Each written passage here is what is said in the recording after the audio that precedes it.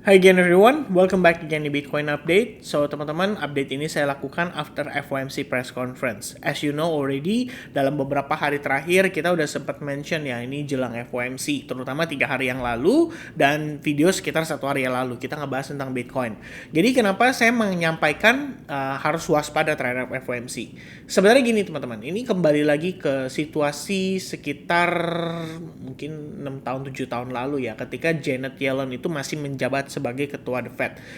Yang saya tahu adalah pada masa itu setiap kali FOMC ada ya, itu market tuh bisa bergerak di luar ekspektasi. Ya, jadi walaupun kita sudah analisis secara fundamental, kita udah analisis secara sentimen. Di FOMC press conference-nya sendiri, entah itu pertemuan yang bulan ini, pertemuan bulan depan, atau pertemuan bulan lalu, itu selalu penuh dengan kejutan. Ya, jadi kalau misalkan teman-teman paksakan transaksi pada saat FOMC, itu ada resiko menurut saya yang tidak perlu kita paksakan. Ya, karena kalau misalkan teman-teman ini dari kacamata kita sebagai seorang trader ya, kalau mungkin teman-teman investor sebenarnya nggak perlu khawatir. Kita punya data, kita punya historical data dan banyak banget faktor-faktor yang kita bisa analisis ya secara jangka panjang. Plus S&P 500 dan juga Nasdaq juga bagus gitu kan sejauh ini teman-teman. Namun kalau kita sebagai seorang trader pada saat di FOMC-nya itu sendiri volatilitasnya itu bisa menyakitkan terkadang. Jadi kalau misalnya teman-teman sudah entry kemudian kalian set stop loss itu bisa aja kena senggol doang, habis itu dia baru perform. Nah kalau buat kita sebagai seorang trader sebaiknya news event yang sifatnya hot banget kayak FOMC kemarin itu lebih baik menghindar. Jadi kita agak sedikit mengesampingkan transaksi kita, mungkin kita bisa santai sejenak dan nikmatin aja spot kita growth gitu ya dari segi portofolionya. Baru kemudian ketika berbicara sudah ada clear information disampaikan pada saat setelah FOMC press conference ini kita lebih enak buat trading. Oh kita udah tahu nih market reactingnya seperti apa, bigger players, institution tuh reactnya seperti apa. Nah itu sih sebetulnya. Jadi teman-teman sekalian kemarin ya ini Jerome Powell jelas banget kasih kejutan buat market. Ya orang berpikir bahwa tadinya bulan Maret itu suku bunga akan sudah mulai ada dipangkas. Bahkan salah satu viewer saya ada yang kasih komen juga kan, dia bilang suku bunga bakal pause ya untuk pertemuan kali ini dan di bulan Maret akan dipangkas. Wah, ini udah yakin banget nih ya, seakan-akan dia orang dalamnya. Tapi itulah ya sebetulnya yang terjadi di market berarti. Saya bisa bilang mayoritas orang percaya akan hal tersebut. Jadi mereka mengatakan bahwa kuartal 1 ini udah akan ada pemangkasan suku bunga. Faktanya tadi malam Jerome Powell menjelaskan bahwa ini kita belum punya keyakinan kita akan pangkas suku bunga pada bulan Maret. Bahkan dia mengatakan bahwa ini anggota komite ya itu tidak expect ya, di sini penjelasan teman-teman nih. Anggota komite tidak expect ya, atau bisa dibilang it will be appropriate ya, ini bahasa yang sangat dihaluskan kalau kita bilang, to reduce the target range for the Fed fund rate until it has gained greater confidence that inflation is moving sustainably toward 2%. Yang disampaikan sama dia. Jadi anggota komite nggak yakin kalau istilahnya kita udah tepat nih untuk memangkas suku bunga sampai kita benar-benar yakin bahwa ini tren penurunan inflasinya itu benar-benar mendekati angka 2%. Nah, itu yang disampaikan oleh Jerome Powell. Jadi begitu dia ngomong itu, ya market panik lah ya. Istilahnya, ternyata tidak sesuai dengan dugaan gitu loh ya. Setelah itu ada decline atau ada rejection. Menariknya adalah sifatnya itu hanya temporary. Jadi kalau kalian lihat saat ini USD 100 cash ya, alias Nasdaq ya 100 teman-teman. Di sini menunjukkan bahwa sudah ada recovery. Jadi memang begitu press conference, ya harganya turun, tapi setelah itu kita bisa melihat indeksnya kembali naik dan menguat lagi secara signifikan. Nggak cuma pada si Nasdaq, tapi juga pada S&P 500. Ya, dan Bitcoin juga sama sih, kita ngelihat ada recovery. Tapi apakah ini cukup gitu untuk mengejar S&P 500 yang posisinya lagi naik banyak? Nah barangkali teman-teman bingung, kenapa nih kok yang lain naiknya banyak tapi Bitcoin nggak terlalu naik? Nanti saya coba untuk jelaskan ya ke teman-teman sekalian. So yang disampaikan oleh Jerome Powell ya, sekali lagi teman-teman, selain daripada dia mengatakan bahwa Maret itu terlalu early untuk dikatakan demikian, dia juga menyampaikan bahwa ada satu kondisi yang diperhatikan oleh mereka ya, but watch the labor market, dalam arti the Fed atau Jerome Powell di sini menyampaikan bahwa mulai ada indikasi pelemahan terhadap labor market sebetulnya, dan ini bisa menyebabkan adanya resesi ekonomi atau lebih tepatnya apa ya kalau kita bilang ya bahasanya, kalau ada tingkatan pengangguran yang naik secara signifikan, otomatis itu menjadi concern ya kan, bahwa resesi ekonomi itu sebenarnya sedang berlangsung. Dan memang sebetulnya iya, ya teman-teman saya sih ya yang bercerita ketika dia ada di US ya, dia bilang di sana tuh angka penganggurannya lagi meningkat, kemudian homelessnya juga lagi meningkat. Jadi secara data yang ditunjukkan oleh Amerika sebetulnya dengan apa yang terjadi itu bisa dibilang cukup berbeda teman-teman. Jadi kita ngelihat nih nanti malam sebenarnya bakal jadi kunci lah ya untuk pergerakan market juga. Jadi setelah FOMC kemarin Jerome Powell menjelaskan, terus dia kasih clue, kita lihat data labor market alias data pekerja gitu ya, maka nanti malam bakal jadi kunci ya teman-teman untuk pergerakan market secara masif dan signifikan, yaitu unemployment rate yang akan dirilis pada 20.30 nanti malam. Kemudian ada non-farm payroll yang diekspektasi harganya turun. Harganya turun lagi, kebanyakan bahas soal aset ya, tapi angkanya turun teman-teman. Plus kalian perhatikan ada average hourly earnings juga yang sama-sama akan turun dari 0,4% ke 0,3%. Dan data ini dirilis untuk periode bulan Januari. Ya mungkin ada orang yang bantah, tapi kan kok Desember ke Januari itu masih holiday season ya kan kalau di luar negeri, karena di sana masih winter gitu. Ya mungkin itu bisa memberikan pengaruh, dan apakah nanti angkanya akan menyesuaikan gitu kan. Dalam arti di sini ini previousnya 3,7%, forecastnya adalah naik 0,1%. Nah 0,1% angka pengangguran naik itu lumayan teman-teman ya. Kita jangan lihat dari persentasenya yang wah 0,1 mah nggak berasa, tapi kalau di Amerika itu sangat berasa teman-teman. Kemudian non-farm payroll ya, ini penambahan lapangan pekerjaan juga kalau misalkan turun dari 216K ke 187K, ini angkanya lumayan signifikan.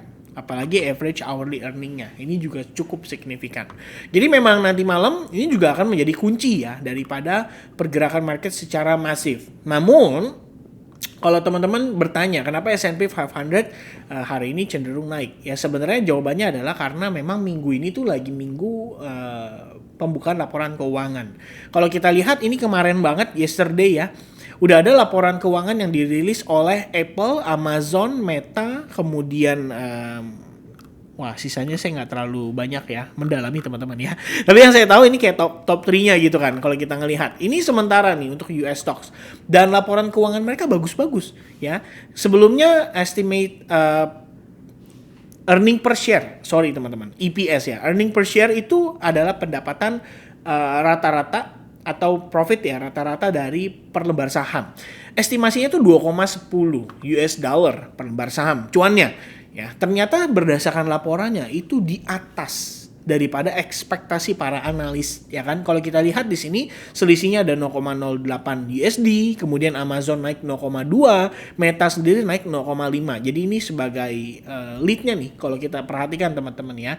Dari segi angka sih lumayan ya, sebenarnya 0,5 dollar. Tapi kalau persentasenya nggak terlalu, karena memang angka istilahnya share-nya kan udah tinggi teman-teman. Tapi kalau kita lihat ini rata-rata punya pendapatan tuh sebenarnya cukup signifikan.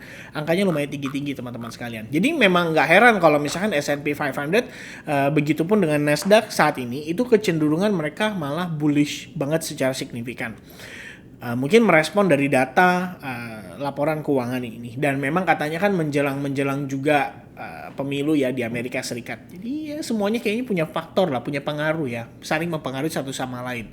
Nah sementara teman-teman, dari statementnya Jerome Powell setelah dia mengatakan hal tersebut, kelihatannya publik jadi yakin ya bahwa Maret itu bahkan masih akan pause suku bunga, tidak akan pangkas suku bunga. Pangkas suku bunga mungkin baru mulai pada bulan 5 nanti. Ya, dan ini tentu saja menjegal ekspektasi kita untuk melihat market sesegera mungkin mengalami bullish atau rally secara signifikan.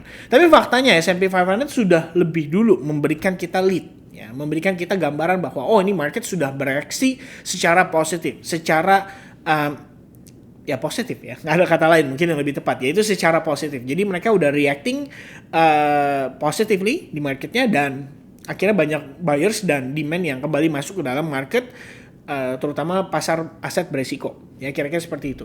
Nah, Bitcoin gimana kabarnya ya? Sebenarnya kalau Bitcoin dari segi price action ya, sampai kemarin saya inform ke teman-teman juga baik itu Advance Group, baik itu grup Telegram, saya menyampaikan bahwa sebenarnya technically kita tidak akan mengalami pullback selama low point ini belum diambil.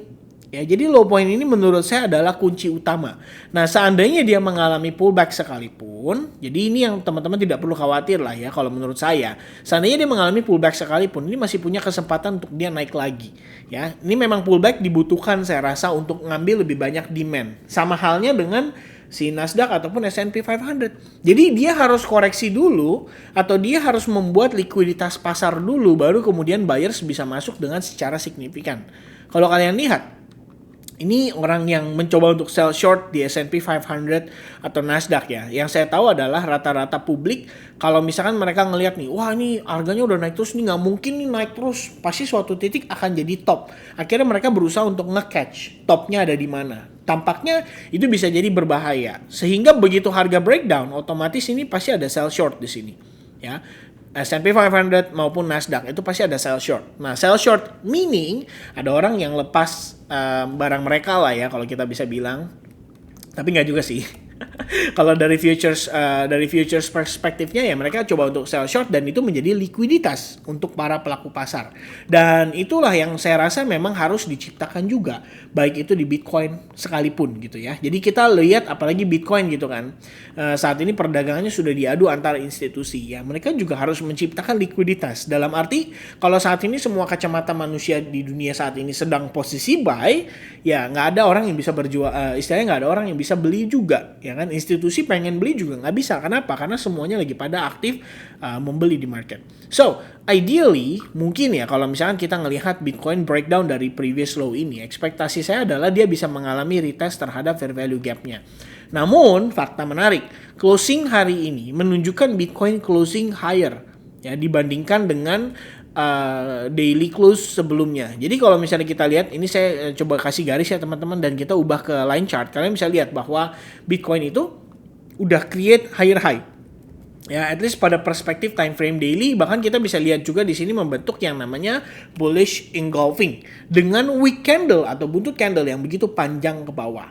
Dan kalau kita tambahkan exponential moving average, ini 8 dan 21 baru mulai memotong ke atas, atau kita bisa bilang dengan istilah upshift ya, atau bull cross atau golden cross ya. Itu banyak banget analoginya ya. Terminologi maksud saya. Nah, cuman gini teman-teman sekalian, ada yang bilang juga bahwa Vin, ini gimana kalau misalkan it's gonna move like this? Ya, possible, memang itu possible juga. Namun sekarang kita udah dapat tambahan konfirmasi ya. At least kalau kita lihat dari si S&P 500 dan juga Nasdaq, mereka sudah menginvalidasi hal tersebut. Ya, jadi kalau misalnya kita katakanlah Bitcoin mirip gitu ya dengan aset berisiko seperti S&P dan juga Nasdaq, maka semestinya kita melihat ini harusnya ada rejection gitu ya terhadap Fibonacci 61.8% atau golden ratio-nya. But the fact is, saat ini Bitcoin itu belum menunjukkan indikasi tersebut gitu kan. Kita belum tes juga memang terhadap si golden ratio-nya.